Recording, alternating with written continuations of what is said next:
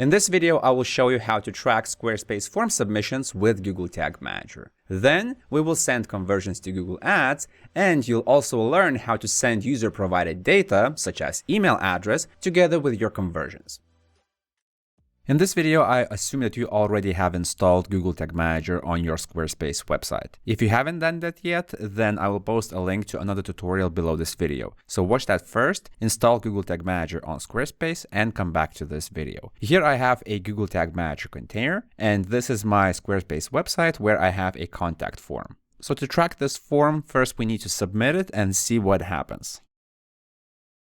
Then I enter the message, click send. And all I see here is just a thank you message. So we will be using an element visibility trigger in Google Tag Manager that will track when the success message appears on the screen. If, on the other hand, the form on your Squarespace website redirected you to another page, which is a thank you page, then this video will not be helpful for you. However, I will post another tutorial below the video where you can learn how to track thank you pages with Google Tag Manager. Now let's do the right click on this success message and click inspect. And here we will see a class of that success message, which is form submission text. And as you can see in this element, we also have the text of the success message. But in this case, we just care about the first class, which is right here, form submission text. Copy it and then go to Google Tag Manager, triggers, then new, trigger configuration, element visibility, then selection method CSS selector, and then we have to enter the following selector. So this is a div element with this particular class. That's why we will type div, all lowercase, dot, and paste that class. Then we can set this to once per element. The minimum % visible can be set to 1, and then it's important to select observe DOM changes. Then we can also make this trigger more precise, because right now, if you have other forms on this page, but you want to track only the contact form right here, then we could add an additional condition where page path contains /contact. Therefore, we can go to some visibility events and then enter page path. If you don't have it, then you can click right here, or you can just click here and select choose built-in variable and pick page path there. But I already have it. So page path contains and then /contact. So copy that and paste it right here. So this trigger would look for the success message to appear on the screen only on this page. But if you don't want to limit this trigger only to contact page, then you can remove this condition right away. But I will keep it. Then let's name this visibility contact form and click save. Then let's click preview to enable the preview mode of the website. Then enter the URL of your contact page. So I will copy this, paste it right here, and then connect. Now we can submit the form and then click send. And once the success message appears, we should go back to the preview mode. And then here you will see element visibility. So it means that Google Tag Manager spotted the success message, and then we can fire some tag on this event. By the way, I release Google Analytics or Google Tag Manager tutorials every week. If you want consistent flow of fresh knowledge and to stay up to date, then subscribe to this channel. It will help us a lot. Let's say that you are using Google Ads and you want to track form submissions as conversions. So here I have a Google Ads account. Then I can go to Goals, Conversions, Summary, and then scroll down to click Create Conversion Action. Then look for Contact, because in this case we're tracking contact form. If you don't see it, you can click See All, then Contact, Create Conversion. And this account is my test account, so I am using a different website. But in your case, you might be prompted to enter your own domain right here. But anyway, I will just click this particular domain and then install manually with code, and then look at conversion settings. And this conversion is primary. We can leave the name contact, then count 1. And basically we can leave all the other settings as they are. Then click done. Save and continue. And then here I will select use Google Tag Manager, and I get conversion ID and conversion label. So I will copy conversion ID and go to Google Tag Manager, tags, then new, tag configuration, Google Ads conversion tracking, and paste the conversion ID. Then I am prompted to create a separate Google tag for this conversion. So this is necessary because Google wants you to have a Google tag related to Google Ads. Therefore, you can just click Create Tag. All the fields will be pre-filled, and then you can just click Save. Then in the conversion label field, you will need to enter this particular conversion label. In your case, the value will be different. And then let's paste that value. Then let's scroll down, and in the triggering, select Visibility Contact Form. Let's name this tag and then click Save.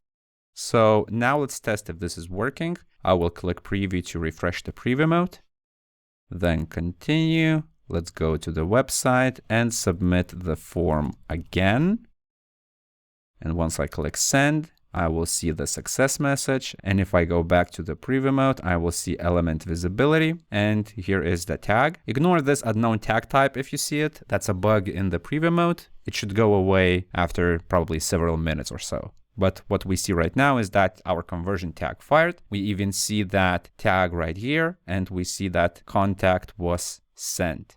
So for the basic conversion tracking, this is enough. The final step is to click Submit and publish your container so that this conversion tracking would go live to your website visitors. So we can give this version a name, something like Contact Form Tracking with Google Ads, and then click Publish.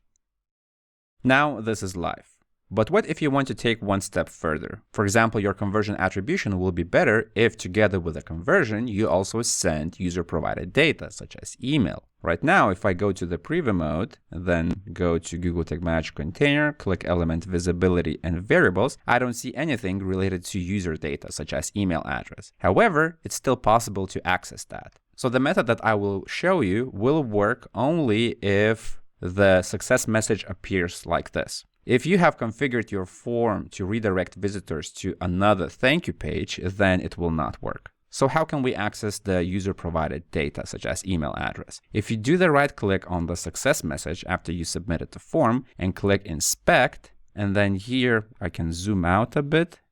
And if you find the form element right after your success message, you expand it, then you expand the field list. And here you will see some fields. Even though they are not visible to the visitor, they are still actually available on a page. And here, for example, I see the email field. So if I expand it, I will see an input, and its value is the actual email that I have provided. If I collapse this and then I go to another field, for example, I see something related to name. So if I expand this, then expand first name, I will see another input where the name is fname and its value is what I have provided.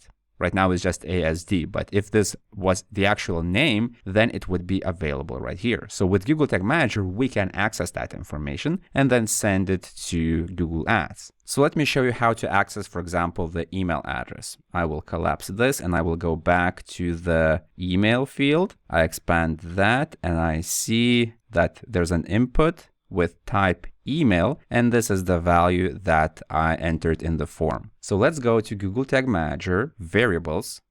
Then in the user-defined variables, click New, Variable Configuration, and select DOM element. Here we have to enter the CSS selector method. Then we have to enter the element selector. So this is a bit more advanced, but if you follow along, you will still be able to achieve this. So we want to access an element which is input, but that input is inside the form element. So in CSS, we first write the parent, then the child, and then we don't need any input. We just need a specific input where type is email. That's why we will go back here and we will open square brackets, enter type equals, then email, and then close the bracket. So this particular selector will select this entire input right here, which is highlighted, but we want to get only value. Value here is an attribute. That's why here in the attribute name, we will enter value. Let's name this variable. Let's say DOM email, and click Save. If you wanted to access other information, for example, first name, then the selector would look like this. You would first need to find the first name element, and its name is fname. So let me show you what that example would look like. So I will go to email variable, click 3 dots, copy, and then here the selector would look a bit different. Instead of type email, we would need to enter name fname. So name and then fname. The value of the first name is also stored in the value attribute, so this particular field value should still remain the same. But I don't want to make this video too long, that's why I will discard these changes, but this was just an example of how can you apply the same method to other form fields. So I will discard this and I will just use the email. By the way, did you know that I have a bunch of free ebooks on Google Tag Manager and Google Analytics? So if you want to better learn these topics, then click the link below the video, download those ebooks, and get started. So if you want to send user-provided data such as email to Google Ads together with conversions, you need to use a special type of variable. So in the variables of Google Tag Manager, click New, then Variable Configuration, then scroll down to user-provided data, and here select Manual Configuration, and in the email field, insert the DOM element variable that we created. Then let's save this variable, let's say user-provided data, and click Save. The final step is to go to Tags and update our Google Ads conversion tag. So click here, edit the tag, scroll down, expand event parameters, add parameter, and enter user_data, exactly like this. You should see the checkbox here. Then let's insert that user-provided data variable, so click here and select the variable. I did a typo in the name, but it does not matter, because what matters is inside the variable. Let's click Save. Now let's click Preview. This will refresh the preview mode, and then I will go back to the website and submit the form. So I will enter John Doe example.email.com and then maybe some message and click Send. Once the form is submitted, I go to the preview mode, click Element Visibility, and first let's check the variables. So go to Variables, and I see that DOM email is fetched properly. Now if I go to Google Ads ID right here, I will see the contact conversion. I can click it, and here I will see EM, and here is the hashed value of the email that is sent together with the conversion. So by sending user-provided data, you will make your conversion tracking more accurate. The final step is to publish these changes. So click Submit, then Publish, and your changes will go live. And that is how you can track Squarespace form submissions with Google Tag Manager. If you found this video useful, hit the like button. That will help me understand what videos do you like and what should I create in the future. Also, if you want to learn more about Google Tag Manager or Google Analytics, then subscribe to this channel. My name is Julius, this is Analytics Mania, and I'll see you in the next video.